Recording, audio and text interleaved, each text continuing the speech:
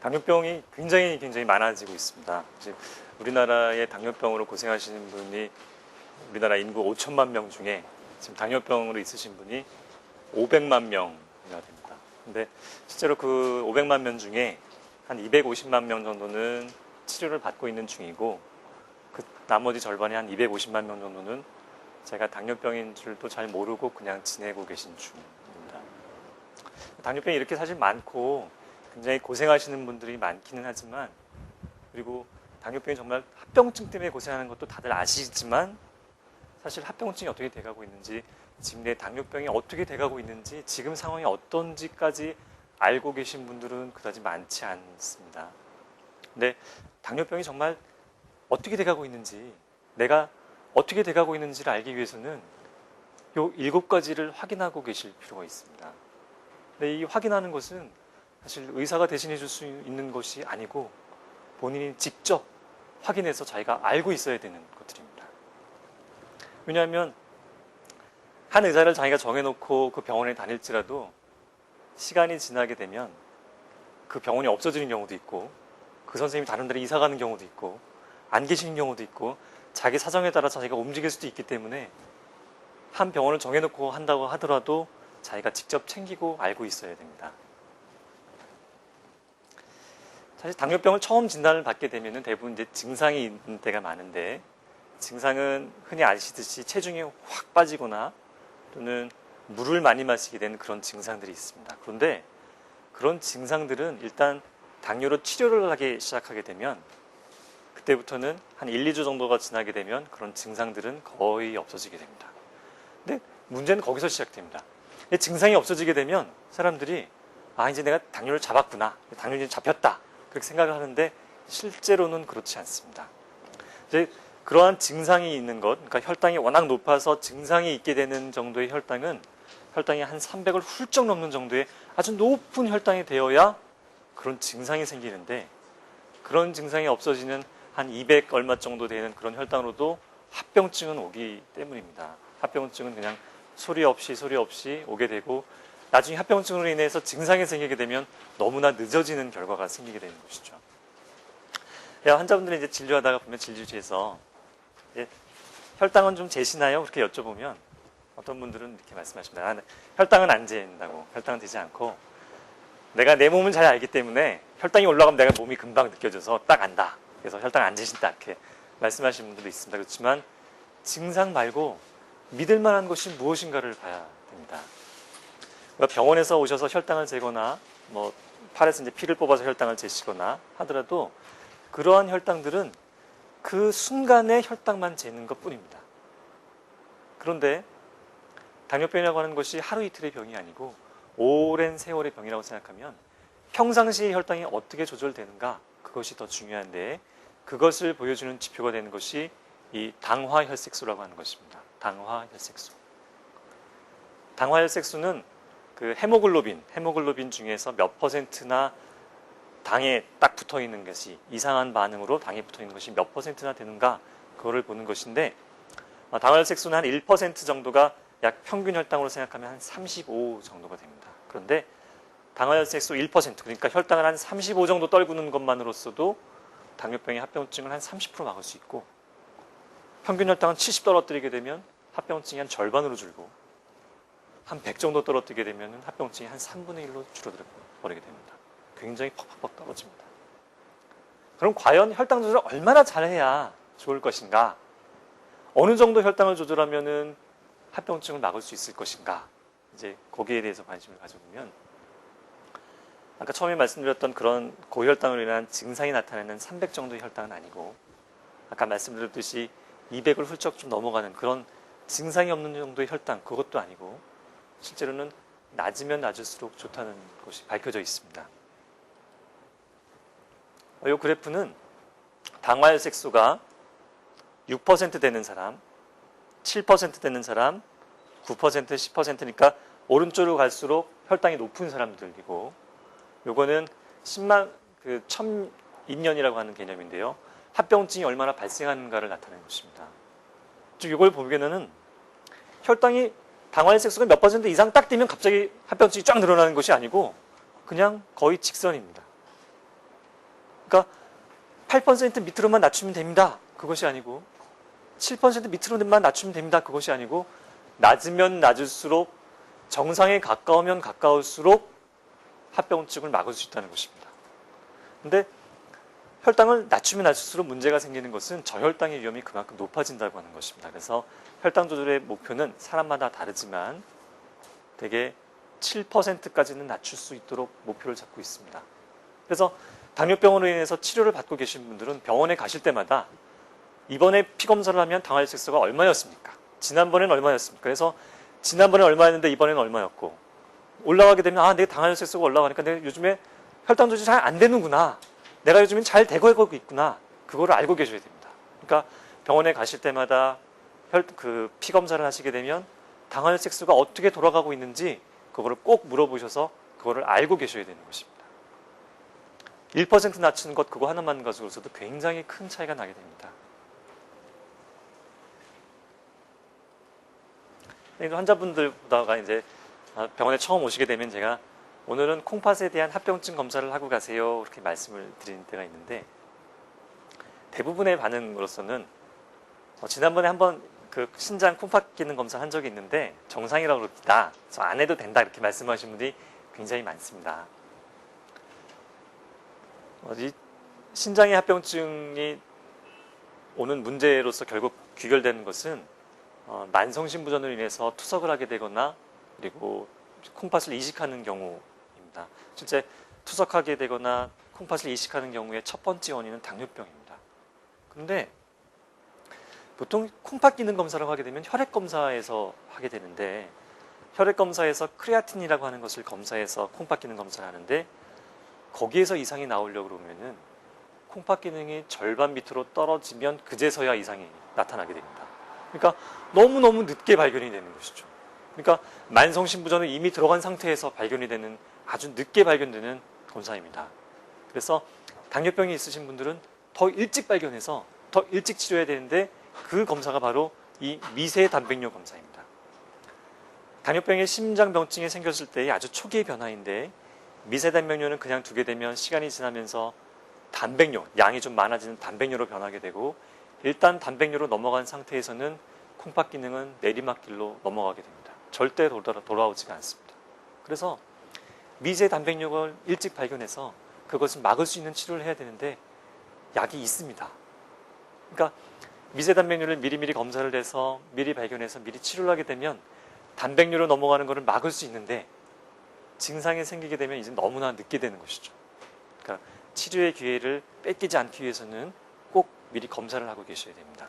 그래서 당뇨병으로서 병원을 다니신 분들은 누구나 다 내 미세단면뇨가 어떻게 돌아가고 있는가, 미세단면뇨가 나오고 있으면 아주 조금이라도 나오고 있으면 내가 그것을 위해서 약을 먹고 있는가 이것까지도 확인을 하고 계셔야 되는 것입니다.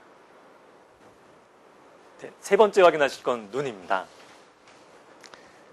대부분은 많이 모르시고 계시기 때문에 제가 당뇨병을 이제 처음 외래에 오시게 되면은 첫 번째 합병증에 대해서 제가 신경 쓰게 되는 것은 눈입니다. 여기가 눈병원이어서 그런 것이 아니고 눈이 가장 염려되는 것이기 때문입니다.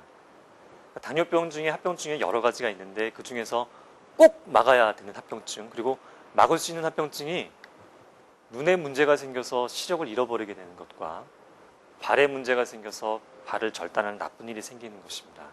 물론 그러한 나쁜 일들이 생기는 것은 당뇨병 전체 환자로 보게 되면은 한 1% 정도밖에 되지는 않기 때문에 모든 환자분들이 다 염려하면서 살아야 되는 것은 아니지만 점검은 하고 계셔야 됩니다. 제가 처음 오신 분한테 이제 당뇨병을 오랫동안 앓고 계셨는데 눈에 대해서는 검사를 해보셨나요? 그렇게 여쭤보면 대부분 대답하시는 말들은 말씀들이 내가 시력은 괜찮다 아니시면 시력 검사를 해봤는데 아직 괜찮다 하더라. 대부분 그렇게 말씀하시지 내가 망막 검사를 해봤는데 망막이 아직 괜찮다 그래서 몇 달 후에 다시 오라 하더라. 그렇게 말씀하시는 분들은 정말 없습니다. 정말로 당뇨병 환자들이 모두 다 눈에 대해서 점검을 하고 알고 계셔야 되는데 실제로 우리나라에서 망막에 대해서 당뇨의 합병증 중인 눈에 대해서 검사를 하고 계신 분은 5%밖에 되지는 않습니다. 대부분 안 하고 그냥 당하고 계신 중입니다. 눈에 대해서 당하게 되는 것은 갑작스럽게 생깁니다. 그러니까 어제까지는 잘 보이고 아무 문제 없이 잘 살고 있었는데 어느 날 아침에 딱 일어났더니 한쪽 눈이 안 보여가지고 안과에 가봤더니 당뇨병 때문에 망막이 정말 많이 망가져서 시력 회복이 어렵겠습니다. 그렇게 듣는 경우가 종종 있다는 것입니다. 그런데 당뇨병성 망막병증 중에 눈에 생긴 합병증 중에 황반부종이라고 하는 것은 조금 다른 문제이긴 하지만 망막병증은 단계별로 일어납니다. 그러니까 당뇨병을 가지고 계신 분 100명을 딱 모여놓게 되면 그 중에 어떤 분들은 망막이 정상인 분도 있고 어떤 분들은 조금 진행해서 비증식성 망막병증이라는 상태에 있으신 분도 있고 조금 심한 비증식성 망막병증이라는 단계에 조금 더 한 단계 가신 분도 있고 어떤 분들은 증식성 망막병증이라고 하는 단계에 있으신 분들도 있고 어떤 분들은 정말로 실명까지 가신 분들도 있습니다. 그런데 실명 직전까지 그러니까 제가 단계별로 말씀드렸는데 증식성 망막병증까지 바로 실명에 넘어갈 듯 말 듯한 그 아슬아슬한 단계에 있을 때까지도 아무런 증상이 없을 수 있습니다. 그런데 정상이던 망막이 어느 날 갑자기 나빠지는 것이 아니라 차근차근 단계별로 나빠지게 되는데 단지 증상이 없을 뿐입니다. 그런데 증상이 없더라도 미리 검사를 해서 어떤 단계에 있는지 미리 알게 되면 치료할 수 있는 방법이 여러 가지가 많습니다. 그래서 사실 이 안과에 오시는 분들은 안 보여서 오시는 것 말고 눈이 보일 때 오셔야 사실 더 좋습니다. 그래야 시력을 보존할 수 있는 방법이 훨씬 더 많은데 너무 늦게 오시게 되면 방법이 별로 없어지는 경우가 많습니다. 어쩔 수 없는 경우가 너무너무 많아서 모든 당뇨병 환자들은 여기 써있듯이요. 아무 증상이 없어도 왜냐하면 진행이 되어도 증상이 없을 수 있기 때문에 아무 증상이 없어도 1년에 한 번씩은 꼭 정기적으로 검사를 받으셔야 됩니다. 주위 분들이 있으면 꼭 말씀을 해주셔야 됩니다. 아직 5%밖에 검사를 안 하고 계시기 때문에 대부분들은 모르고 지금 당하고 계시는 겁니다. 치료 방법이 있는데 당하고 오시면 너무 늦어서 치료 방법이 없는 경우가 너무 많아서 미리미리 손을 쓸 수 있도록 미리 검사를 꼭 해주셔야 됩니다. 그리고 혈당 조절을 잘하면 이러한 눈의 합병증도 많이 막을 수가 있습니다. 또 네 번째 확인하실 것은 이 발의 감각을 확인하는 것입니다. 당뇨병이 있으면 합병증을 이제 세 가지로 크게 보는데 하나는 첫 번째 말씀드렸던 콩팥이 오는 합병증이 한 가지 있고 일단 두 번째는 눈에 오는 문제가 있고 세 번째는 신경에 오는 문제가 있습니다. 신경은 주로 감각신경의 문제를 일으키는 것인데요. 당뇨병이 오래되면서 발생되는 문제인데 감각신경의 문제가 오게 되면 주로 발의 증상이 나타나서 저녁에 주무실 때 발이 저리거나 벌레가 기어다니는 듯이 이상한 느낌이 들거나 아프거나 전기가 오듯이 찌릿찌릿하거나 그런 증상들이 생기게 됩니다. 그런데 그런 이상한 감각들의 증상보다는 사실 더 문제가 되는 것은 감각이 떨어져서 무감각해지는 것입니다. 그런데 감각이 없어지는 것이 하루아침에 갑자기 없어지는 것이 아니라 천천히 감각이 떨어지기 때문에 본인 스스로는 감각이 떨어지는지조차 잘 모르고 계시게 됩니다. 예를 들어서 조그만한 돌멩이가 신발 속에 들어갔다고 하면 얼핏 생각하기에는 당연히 걸어다니다 보면 불편해서 신발을 벗어서 털고 가는 게 당연하게 생각이 들지만 감각이 떨어지게 되면 조그만한 돌멩이가 있는 것을 그냥 모르고 계속 다닐 수가 있습니다. 그러면 조그만한 돌멩이가 같은 자리에 자꾸 자극이 되면 그것 때문에 발에 상처가 나게 되고 혹시 그 상처가 잘 아물지 않으면 발에 궤양이 생기게 되고 혹시 그 궤양에 감염까지 되어서 더 안 났으면 궤양이 점점 커지다가 뼈에까지 감염이 되게 되면 정말로 발을 절단하는 일까지 들어가게 되는 무서운 문제가 생기는 것이 이 바로 감각신경의 문제, 신경병증입니다. 그래서 당뇨병이 있으신 분들은 적어도 1년에 한 번씩은 내 감각이 살아있는가 스스로는 모르기 때문에 감각에 대한 검사를 해보셔야 됩니다. 통증의 감각이 있는지 접촉의 감각이 살아있는지 자기 발의 보호 감각이 살아있는지 여러 가지 방법의 검사를 통해서 그걸 알고 계셔야 되는 것입니다. 이것도 스스로 챙겨야 됩니다. 의사가 바빠서 얘기를 못 해주더라도 내 감각은 어떤지 한번 검사를 해주세요. 말할 수 있을 만큼 자기가 그걸 알고 있어야 자기가 챙길 수 있는 것입니다. 제일 많이 하시는 거는 혈압입니다. 혈압 수치들은 대부분 많이들 알고 계셔서 좋습니다. 하지만 혈압이 수치는 알고 계시지만 그것이 괜찮은지 안 괜찮은지는 잘 모르시는 분들이 많습니다. 당뇨병이 있을 때에는 혈관이 굉장히 약하기 때문에 그냥 고혈압 환자하고 좀 달라서 혈압을 훨씬 더 잘 조절해 줘야 됩니다. 적어도 130에 80 정도는 유지해 줘야 되는데 이 130에 80이라고 하는 정도도 최소한의 기준입니다. 적어도 이만큼은 돼야 된다 하는 것이지 130, 80도 오케이 된다고 하는 것은 아닙니다. 특히 또 신장에 단백뇨가 이제 양이 많아져서 단백뇨가 있을 때에는 더 혈압을 낮춰서 콩팥이 망가지는 것을 막아야 되는 것이 있습니다. 그림이 좀 작은데요. 이거는 혈압이 높으면 심장과 중풍에 어떠한 문제가 일어나는가 그거를 보여주는 그래프입니다. 이 연구 결과는 모든 내과 의사들이 아는 란셋이라고 하는 의학 저널에 실렸던 연구인데 굉장히 인원이 많았습니다. 고혈압 환자 100만 명을 대상으로 100만 명을 10년 넘게 관찰한 결과입니다. 굉장히 큰 연구였습니다. 혈압이 120인 사람과 140, 160, 180인 사람이 어떠한 문제가 일어나는가 봤더니 이 50대인 사람입니다. 혈압이 높아지면 높아질수록 중풍이 늘어나는 것이 2배, 4배, 8배, 16배 쭉쭉쭉쭉 올라가는데 연구 결과를 보니까 실제 정상인 혈압은 115에 75 정도가 정말 정상인 혈압이고 20 올라갈 때마다 즉 135에 85 그 다음에 155에 95 될 때마다 그때마다 위험도가 2배씩 계속 늘어납니다. 특히 연세가 높으신 분들에 대해서는 되게 나이가 좀 되니까 혈압은 좀 높아도 돼 그렇게 말씀하시는 분들이 있지만 전혀 다른 얘기입니다. 60대, 70대, 80대인데요. 80대에서 혈압이 160 정도 되면 보통 사람들보다 중풍의 위험이 128배 됩니다. 나이가 들수록 더 높아지는 결과입니다. 정말로 정상 혈압은 115에 75입니다. 115에 75.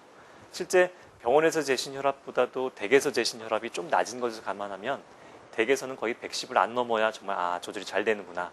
혈압 때문에 일은 안 생기겠구나. 그렇게 생각하실 수 있는 것입니다. 혈압이 정말로 이 정도가 정상이라고 하는 것을 알고 계셔야 병원에서 혈압을 재실 때 내 혈압이 잘 조절되고 있구나. 좀 더 낮아야겠는데 그렇게 생각하실 수 있는 것입니다. 더 많이 낮춰줘야 되는 것입니다. 또 한 가지는 이것입니다. 혈압만 조절된다고 해서 그것이 다 끝나는 것은 아닙니다.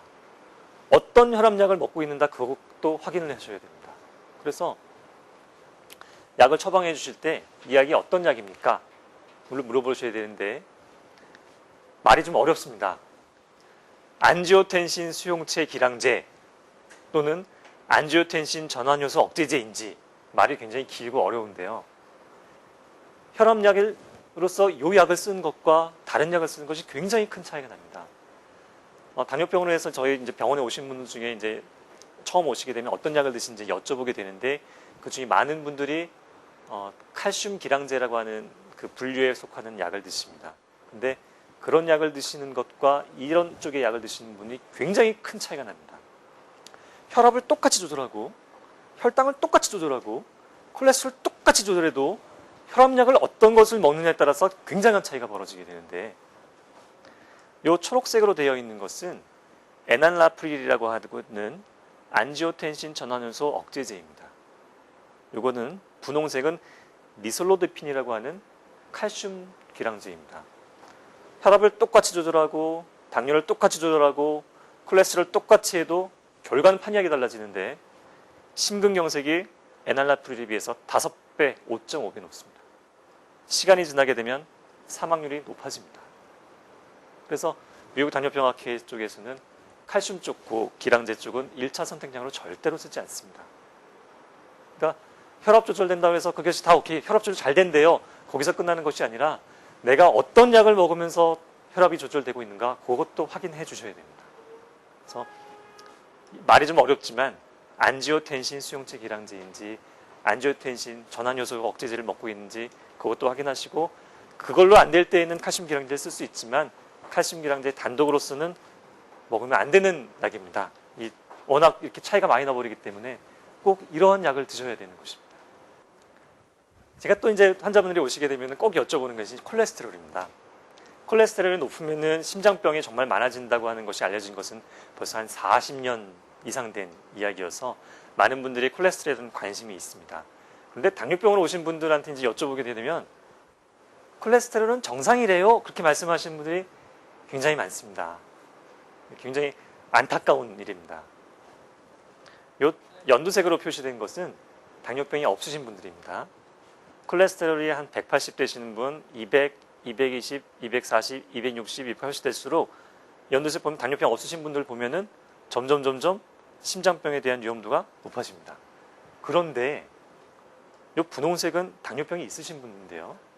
비교를 해보면 콜레스테롤이 300씩이나 되는 굉장히 높은 분들보다 콜레스테롤 정상인 당뇨병 환자가 심장병 위험은 더 높습니다. 그래서 당뇨병이 있다 그러면은 콜레스테롤 정상이라고 하는 것이 꼭 정상을 얘기하는 것이 아닙니다. 실제로 당뇨병이 있으신 분들에 있어서는 콜레스테롤은 대부분이 정상입니다. 콜레스테롤이 문제가 되면 실제 혈관 정도가 전체가 요만큼인데 실제 콜레스테롤이 이렇게 껴서 혈관이 막혀서 심장병이 생기거나 중풍이 생기게 되는데 당뇨병 환자는 정상입니다. 그래서 지금의 추세는 이것입니다. 실제로는 요 영어는 이제 그대로 제가 번역해 놨는데요. 미국 당뇨병학회에서 얘기하는 것입니다. 제가 읽어드리겠습니다. 심혈관 질환이 아직 없더라도 40세 이상의 당뇨병 환자에게는 혈중 콜레스테롤 검사 결과에 상관없이 스타틴 치료를 하는 것을 권장합니다. 요 A라고 표현되어 있는 것은 분명한 증거, 최상의 그러니까 증거의 그 수준에 따라서 가장 분명한 증거는 A, 조금 덜 분명하면 B, C, D, E 이렇게 나눠져 있는데요. 요거는 A 단계입니다. 분명한 증거를 가지고 이렇게 얘기하고 있습니다. 요 스타틴이라고 하는 것이 콜레스테롤 치료제입니다. 그래서 콜레스테롤 수치를 확인한 것뿐 아니라 콜레스테롤 약을 먹어서 그것이 떨어지는 것을 확인하는 것, 그것이 굉장히 중요한 일이 됩니다. 또 마지막으로 7번째 확인할 것은 혈압이 어떻게 돼가고 콜레스테롤이 어떻게 돼가고 그리고 또 당뇨가 어떻게 돼가고 하는 것, 그것보다도 결국 중요한 것은 당뇨병 환자의 한 7, 80%는 결국 동맥경화증으로 마지막 문제가 생긴다고 하는 것입니다. 그래서 동맥경화증이 어떻게 돌아가고 있는지를 확인하고 거기에 대해서 적극적으로 치료하는 것이 필요합니다.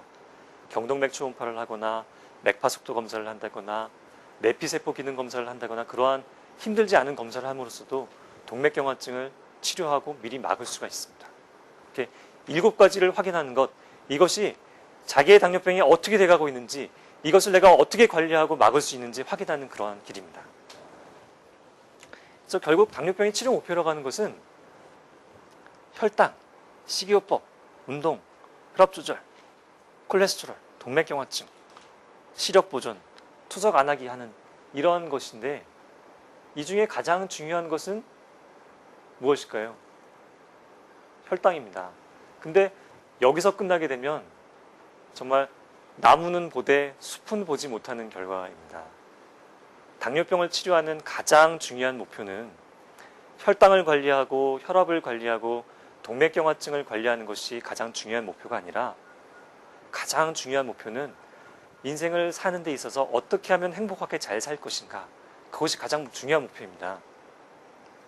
어떤 분들은 혈당이 올라가는 것이 무서워서 그것 때문에 먹지도 못하고 아무것도 못하고 사시는 분들이 있고, 콜레스테롤 올라갈까 봐 그것 때문에 맛있는 것을 못 먹고 힘들게 사시는 분이 너무나 많습니다.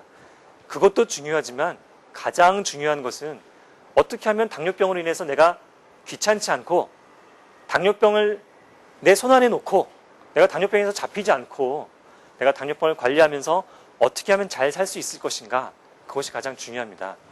운동을 해야 된다니까 운동이 재미없어도 운동을 겨우겨우 하고, 맛이 없는 현미밥을 먹어야 된다니까 매 끼니마다 힘들게 현미밥을 먹어가면서 하는 것이 중요한 것이 아니라 가장 중요한 것은 행복하게 사는 것, 그것이 가장 중요한 일입니다. 내가 말씀드릴 것은 여기까지입니다.